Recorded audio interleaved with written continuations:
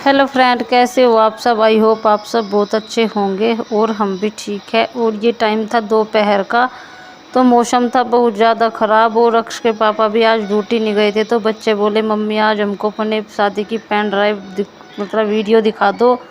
तो यहाँ पे मैंने वीडियो चला दी थी, तो मैंने कोई थोड़ी थोड़ी क्लिप भी निकाल ली थी। लेकिन दिक्कत ये है कि हम यूट्यूब पे वॉइस नहीं डाल सकते और बिना वॉइस के कोई मज़ा नहीं है। तो इसलिए मैंने वो वॉइस ओवर कर दिया, कभी फिर कॉपीराइट आ जाए, क्योंकि 2 बार कॉपीराइट आ चुका है मेरे चैनल पे और अगर तीसरी बार आ गया तो फिर दिक्कत बन जाएगी। इसी वजह से तो ये मैंने बिल्कुल गूंगी वीडियो बना दी है, कोई भी गाना वगैरह नहीं है। कहीं कहीं पे मैंने म्यूजिक डाल दिया है खुद से ही, और ये मैंने यहाँ पे वॉइस ओवर करके आवाज़ डाल दिया। तो यहाँ पे ये नाश्ता वगैरह का काम चल रहा था। तो यहाँ पे ये जो भी था आइटम ये नाश्ते में बना हुआ था। ये बने हैं फलों की चाट और ये बने हैं रसगुल्ले काले।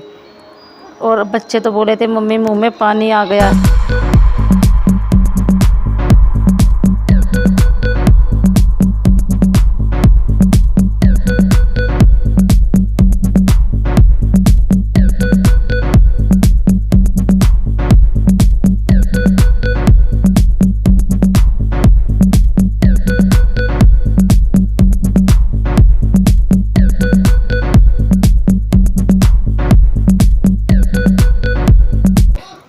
और यहाँ पे ये टाइम आ गया था बार रुकाई होने का, मतलब कि बार दुआरी का। बहुत सी जगह कुछ और भी कहते होंगे, लेकिन हमारे यहाँ तो बार दुआरी ही बोलते हैं। तो ये थे पापा यहाँ पे पैसे लगा रहे थे, ये अक्ष के पापा के। और यहाँ पे ये डांस चल रहा है। तो यहाँ पे मेरी बुआ के लड़के मतलब फुफस के लड़के हैं, जो ये काली जैकेट पहने हुए हैं। और ये जो पीछे हैं ये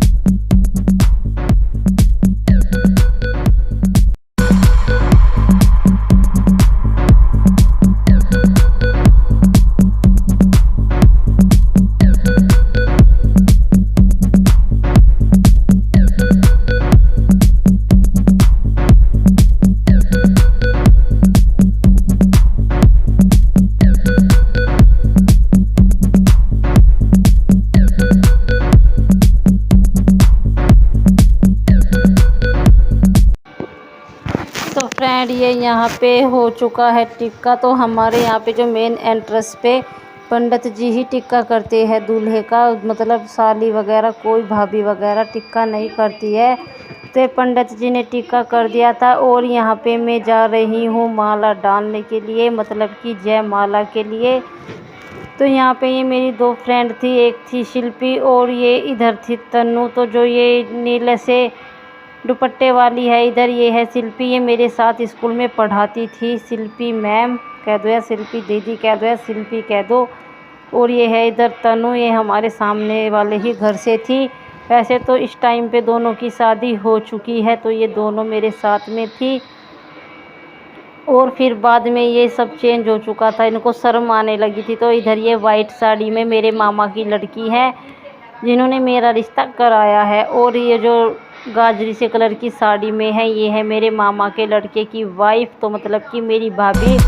और इधर सब ये बाराती घराती खड़े हैं। तो यहाँ पे ये जयमाला डालने के लिए हम एक दूसरे के सामने पास आ चुके थे। और ये पल सच में तब हम शादी के बाद देखते हैं, तो इनको देख के इतनी खुशी होती है कि इतनी शादी में भी नहीं होती। शादी में तो घबराहट की वजह से रह जाते हैं सारे अरमा।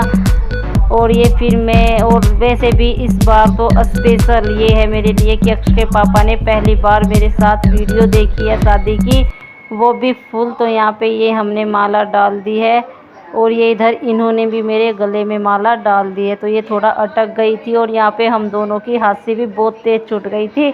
मैंने तो फिर पीछे को भी चेहरा कर लिया था अपना, तो यहाँ से ये कटिंग करवा दी थी अक्ष के पापा ने। और ये इधर बाराती भी हंस रहे हैं, पता नहीं किस बात को लेके। तो यहाँ पे बस थोड़े फ़ोटो निकलवाए वैसे हमने सिंपल ही फ़ोटो निकलवाए थे, क्योंकि शादी के टाइम तो फ़ोटो निकलवा देते हैं, लेकिन बाद में जब अपने घर वाले हो या ससुराल वाले हो उन फ़ोटोओं को देखते हैं तो बहुत ही ज़्यादा शर्म आती है, और फिर जब फ़ोटो खिंचवा लेते हैं तो फिर बाद में शर्म का क्या काम। तो इसलिए मैंने और इन्होंने अपना सिंपल ही फ़ोटो निकलवाए थे, ज़्यादा इधर उधर के नहीं निकलवाए। तो यहाँ पे बस ये हमारे फ़ोटो शूट हो रहे थे, ये देखिए।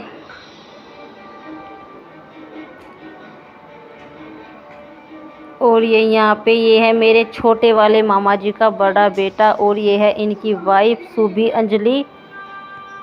और देखिए यहाँ पे अब अंदर कमरे में मेरे फ़ोटो खिंच रहे थे, और बाहर पंडित जी अक्ष के पापा से फेरों की जो विधि होती है अकेले करने की वो करवा रहे थे। और हमारे फ़ोटोग्राफ़र को भी ज़्यादा स्टैंड मतलब कि ज़्यादा फ़ोटो वगैरह खींचने का नहीं पता था, तो जो मेरी फ्रेंड थी मेरे पास उन्होंने ही मेरे थोड़े से फ़ोटो निकलवा दिए थे कि ऐसे कर ऐसे कर ऐसे कर।